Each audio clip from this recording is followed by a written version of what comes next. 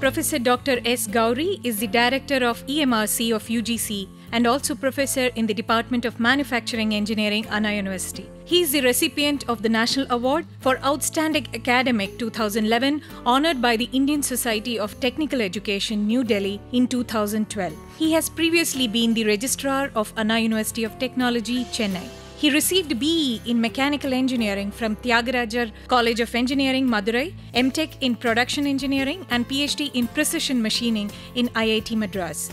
He was awarded for his PG work, project work in IIT Madras. His main areas of interest are technical education system development, precision machining, rapid prototyping, FEA, biomedical engineering, medical image analysis, and shape memory alloys.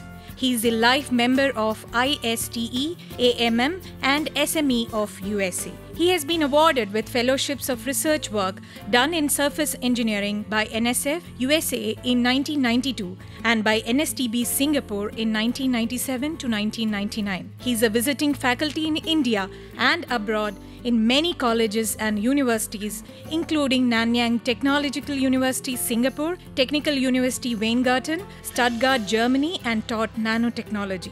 He has traveled many countries, including Germany, UK, USA, Netherlands, Singapore, Spain, Switzerland, Malaysia, Brunei, and Australia for his academic works. In addition, he got international travel fellowships from UGC, AICTE, CSIR, and DST. He has successfully completed several projects in India and abroad. He has offered technical consultations in India and abroad to MNCs such as Sony of Japan, Pratt & Whitney of USA, GE of Singapore, iGel of Australia, and also to Railways Coach Factory, Chennai. He was a member of the Technical Expert Committee selected by DST to participate in the Indo-UK Manufacturing Engineering Colloquium held in January 2012.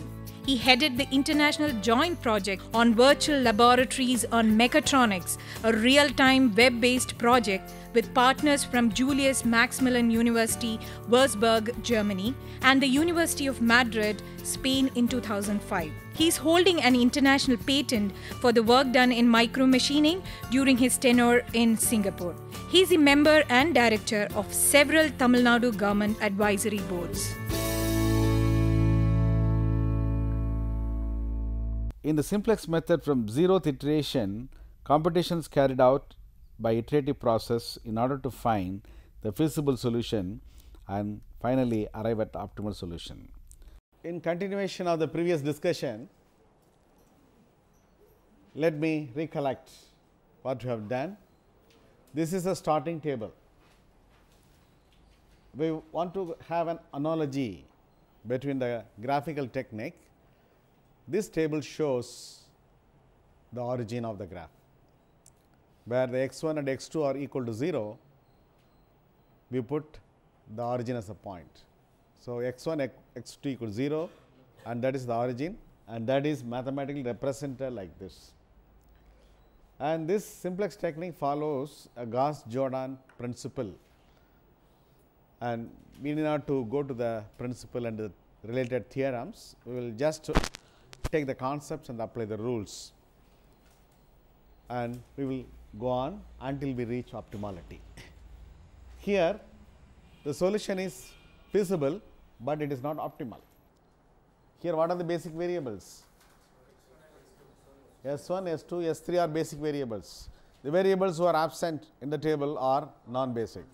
All the non-basic variables are 0, equal to 0. And by putting them non-basic, we got these values: S1 6, S2 19, S3 8, and X1, X2 0, S1, S2, S3 are 6, 19, 8 respectively. And if we put the values in any of the constraints, the constraint will be satisfied. That is why they are feasible. Okay. If we get some value here, for example, S1 equal to minus 6, or some values we put in the constraints, if at least any one of the constraints is not satisfied, then it is infeasible. Once there is an infeasibility, do not go to the next stage because without feasibility we cannot reach optimality. Only from feasible solution we identify the best feasible solution, that is a optimal solution. So, check for feasibility. Of course, we have done like that. So, it is feasible, but it is not optimal. How do you say it is not optimal? The Zetro coefficients, in case of any maximization problem, if any of the Zetro coefficient is negative, then the solution is not optimal. Here there are two negative coefficients, one is -5, one is -5, one is -7. So, it is not at all optimal. If there are more than one negative, then pick out the most negative. Please remember, most negative means the coefficient which is larger with a negative sign, not the actual value. Do not think that the biggest number. What is the biggest number of -5, -7? Minus, but most negative means -7. But when you write -7, it is for the convenience sake. I have brought all the Zetro elements to the left hand side, just like an equation. I want to treat as an equation. So, that becomes minus. So, we start with minus sign, go on, do the iteration until all the Zetro coefficients are either 0 or positive. If all the Zetro coefficients are either 0 or positive, the solution is optimal. If it is not positive or 0, if any negative coefficient is there, then the solution is not optimal. Pick out the most negative coefficient and the corresponding variable is a entering variable. This is what we discussed. That means, the next iteration, this x2 is going to come here in order to improve the solution. What do you mean by improving the solution? What is the value of Z? 0. No activity, no production. You are not producing the x1 or x2. x1 may be number of toys, x2 may be number of dolls. You are not producing anything. So, Z is 0. Now, I am going to produce some item, that is x2 is going to come into the picture in the next table. So, we start production. So, once you start production selling, Z will go, will it be 0 or above 0? It will be above 0. That is an improvement I am showing. That means, from the origin I am going to the next extreme point. Now, the question is which point is to be selected, that is why I put x2. That means, I am moving towards the x2 axis, because that gives a larger contribution. By selling 1 unit of x1 type, I get 5 rupees profit. By selling 1 unit of this type of toys, I am getting 7 rupees profit. That is why I have selected this, but every time we need not to discuss a toy or doll or something like that. So, I put the most negative, clear. And when it comes here, when x2 is going to occupy here, it will occupy any one of the places, either in the first row or the second row or third row. That means, it will kick out S1 or S2 or S3. We cannot add another row for x2, because there are only 3 given constraints in the problem. So, any one of the variable should leave. Now, the question is, who should be sent out? Who should be kicked out? Who will be kicked out? That we find from the ratio. The ratio between the solution column and the entering variable column, that is 6 divided by 0, 19 divided by 3, 8 divided by 1. That is infinity, this is 6, 1, 3, this is 8. Pick out the infinity, 6, 1 by 3 and 8, and minimum ratio is, that is 6, 1 by 3. That is for the second row.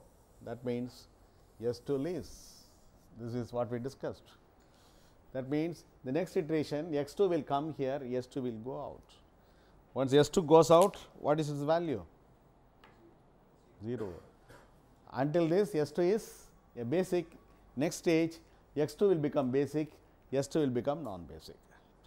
And in the graph, you have selected, see the axis of the intercept, that is the smallest positive intercept. You have drawn a polygon, no? Please remember that polygon what you have drawn. One is like this, the other may be like this, I think. This is the region. This is one intercept, this is another intercept. This is 6 1 by 3 and this is 8, something like that. So, this is a bounded region. How do you get the bounded region? From this is the base of the polygon. This is nothing but 6 1 by 3 is nothing but this one. The smallest ratio means, smallest first ratio means it is a smallest intercept in the corresponding axis, and that is one side of the polygon. What is a polygon? That is a convex polygon. Now, in this table we are here. That means this point where 0 0 is corresponding to this table. This table is equivalent to this point. One single point is mathematically represented in the tabular form like this. This means, now from here we are moving this. That means we will come to this point. So, how will you write down this point in the tabular form? That is the next iteration that I am going to write. Clear? This iteration 0, this is iteration number 1, iteration. Write down the structure, the same structure like this, basic,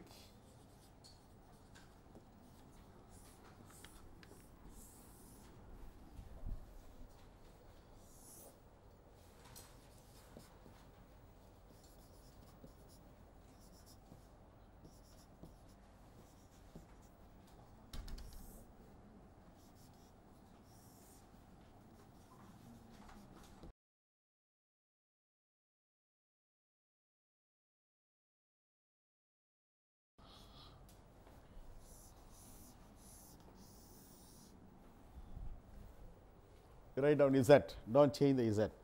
Z is an objective function parameter, so that should be written. Then S1 not changed,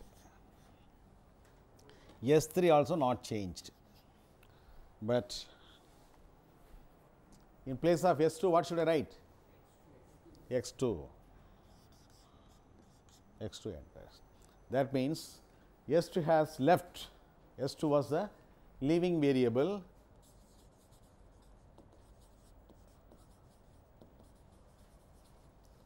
and X2 is the entering variable.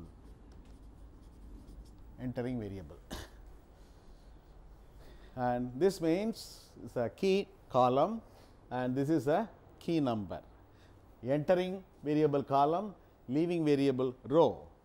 Instead of that, you can say it is a key column, key row, or pivot column, pivot row.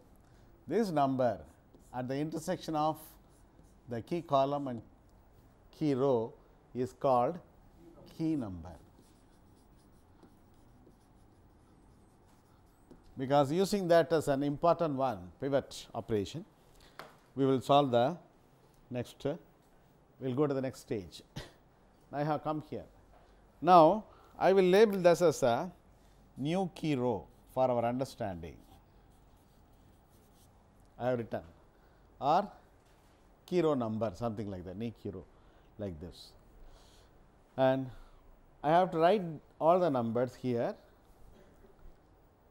That is called the new key row number, new key row number is equal to the old key row or previous key row divided by key number. New number what I am going to write is obtained by the ratio between the old key row divided by key number. What it is? Here, what is the old number? 2. Already we know key number is 3. So, 2 divided by 3 is equal to 2 by 3. And here the number is 3. Key number is also 3. So, 3 divided by 3 is equal to 1. And here it is 0. 0 divided by 3. Are you sure? No doubts? And 1, 1 by 3, and 0 divided by 3, 0, and 19 divided by 3 already I have found out, that is 19 by 3.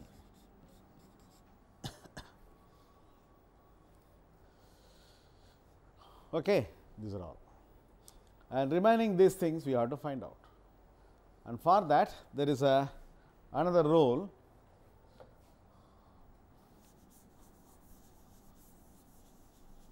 Where can I write? Let me write here. New number is equal to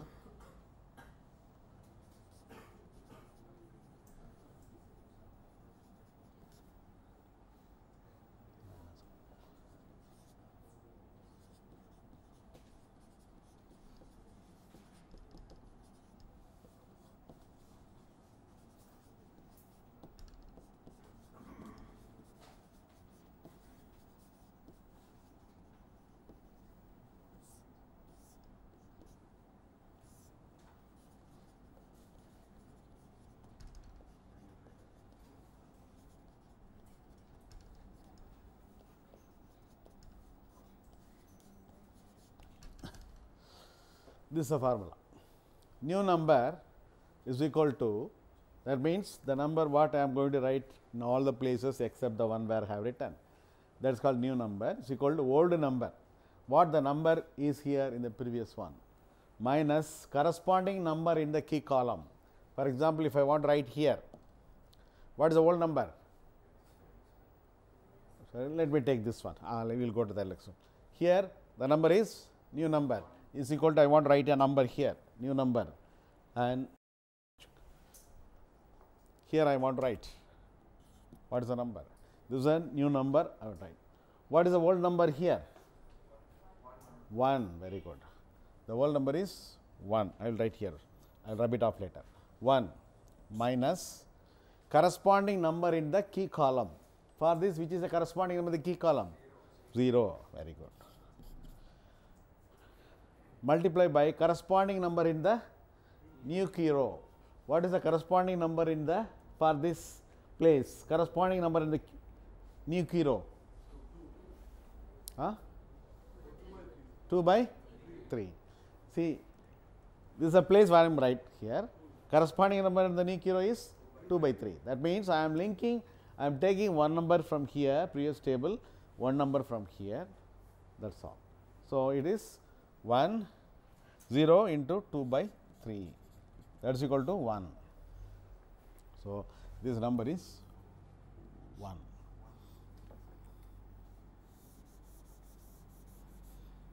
And here new number I want to write. What is the whole number?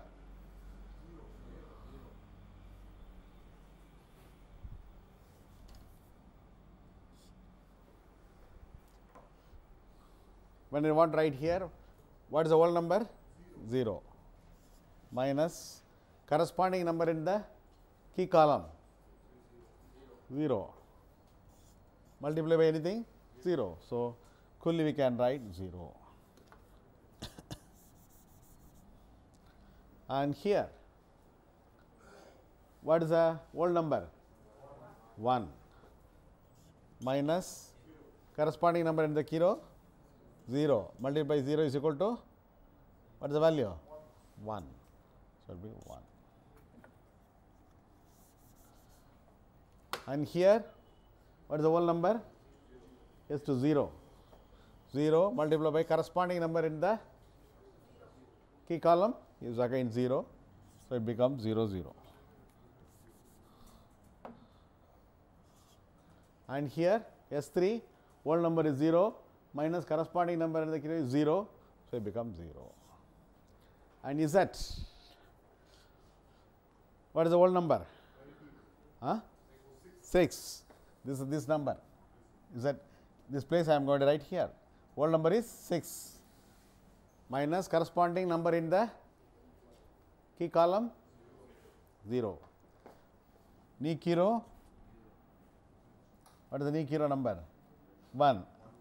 Again it is 0, so it becomes 6. So, that is equal to 6. Clear? So, because of the x 2 has entered, is that value 6, no? Yes. Correct? Yeah. Yes, 1 is 6, same thing. And similarly, can you rewrite these numbers, which blue I can take? What is the whole number? 1 minus corresponding number in the key column 1. 1 minus 1 multiplied by what is the number in the new key row? Corresponding number in the new key row 2 by 3. So, 1 minus 2 by 3, that is equal to 1 by 3.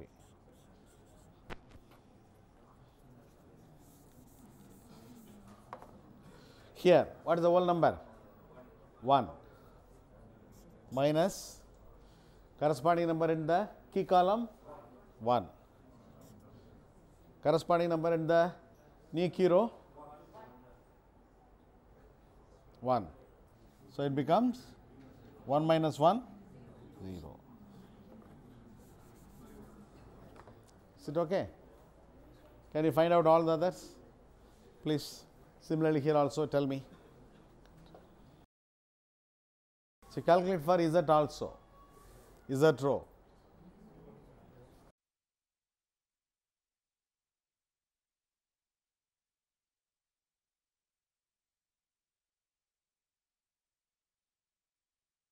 So, you get 133 by 3.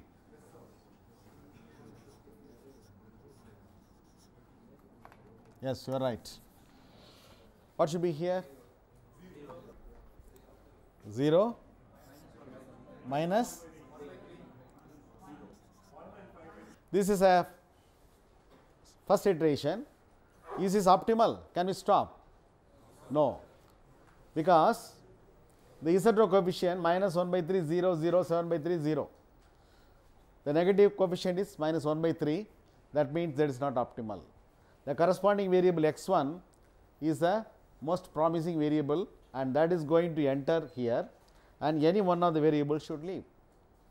So, let me mark this x 1 column as the key column or entering variable column. It's a key column or entering variable column. Now, find out the ratio, like 6 divided by 1 6, 19 by 3 divided by 2 by 3, that is equal to 19 by 2, 5 by 3 divided by 1 by 3, that is equal to 5. Which is the smallest positive ratio? 6, 19 by 2, 5, which is smallest? 5. This is the smallest positive ratio. The corresponding row is marked as the key row.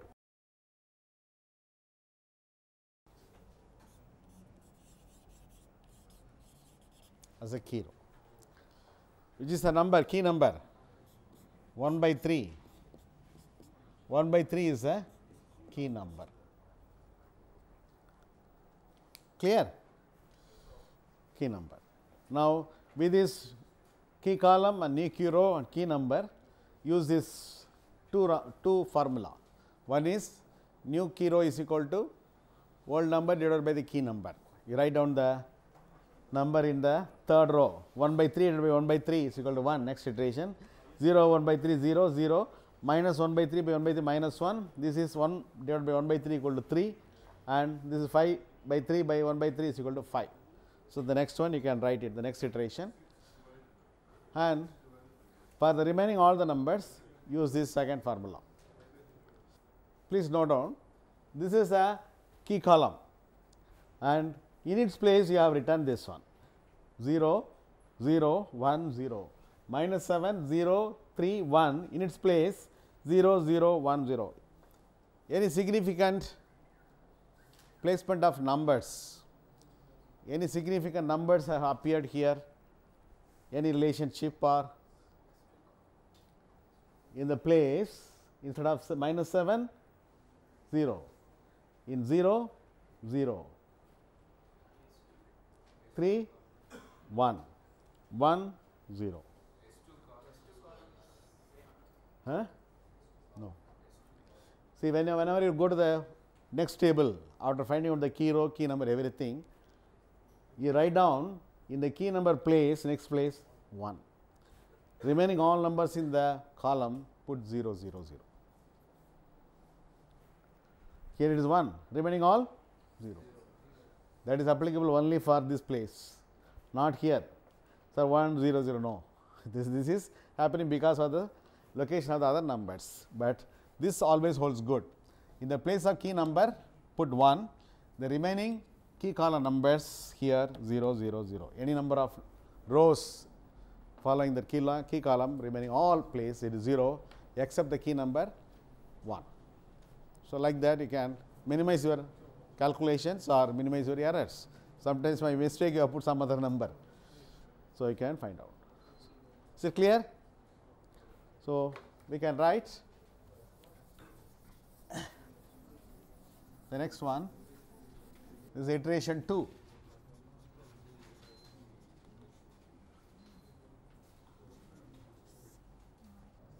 Please note, in the place of x3, S3 I have written x1. x1 has entered, and this is a key number. So, I will put 1, remaining all 0, 0.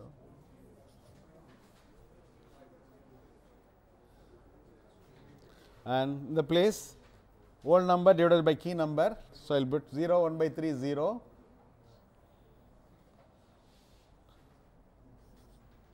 0, 1 by 3 0, minus 1 by 3 minus 1, and 1 divided by 1 by 3 it is 3, 5 by 3 divided by 1 by 3 is equal to 5. This is a 1. Now, you have to tell me what should I write here. Please do that calculation and tell me. I think we will reach optimality.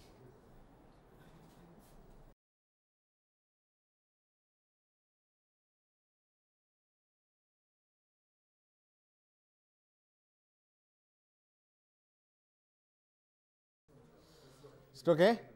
Yeah. Now, have we reached optimality? How do you say? Z0 coefficient 0 and positive, no negative coefficient.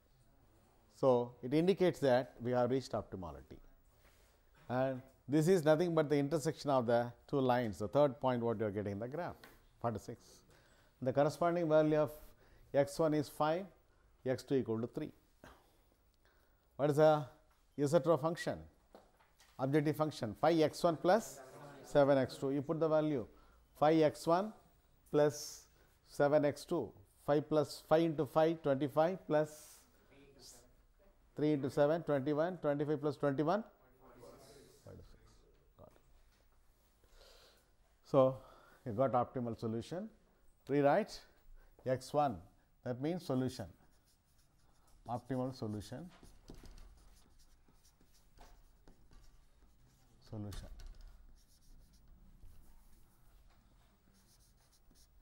x1 5, x2 3, z 46. This is the one what we want.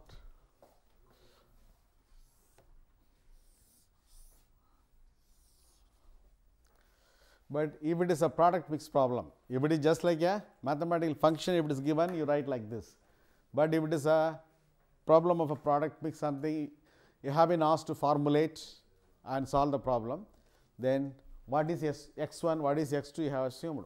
x1 may be the number of toys, and x2 may be the number of dolls, or x2 may be number of keychain, and x1 may be number of chapel, something like that, the product.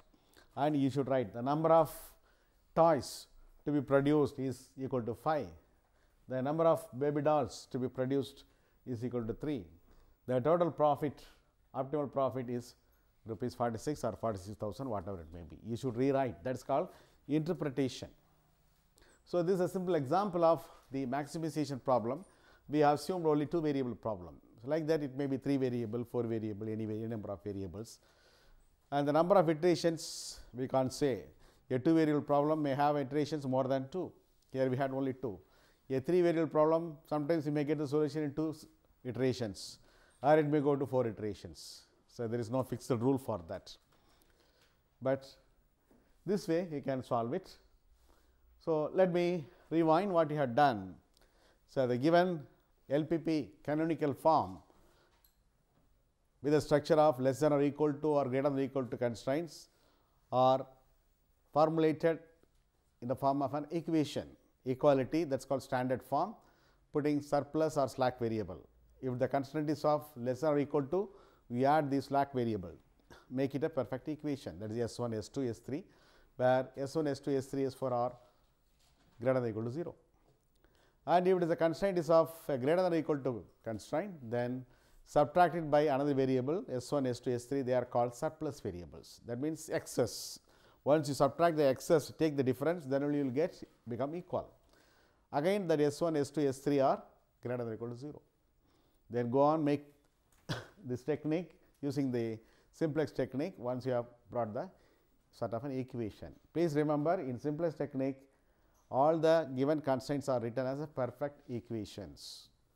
Sometimes the problem may be given just an equation itself, like this. For example, in the so far you have considered the number of hours available is less than or equal to 80 hours, or the number of raw material available is limited to 100 tons in a production hour. So, when it is limited to or not more than, like that means it is less than or equal to. Sometimes it may be greater than or equal to, they put like that, at least you should spend at least 10 hours. That means minimum 10, maximum any number of hours, like that. So, like that it can be greater than or equal to also. The constraint can be in that way. Let me summarize that applying Gauss-Jordan elimination process, the ineffective variables are removed and optimizing variables are introduced. Finally, the important questions are: question number 1, how is the leaving variable identified? The second question is, what is the indication from the end of iteration to know whether optimality has reached or not? The third question, what do you understand from a solution column in a simplex method?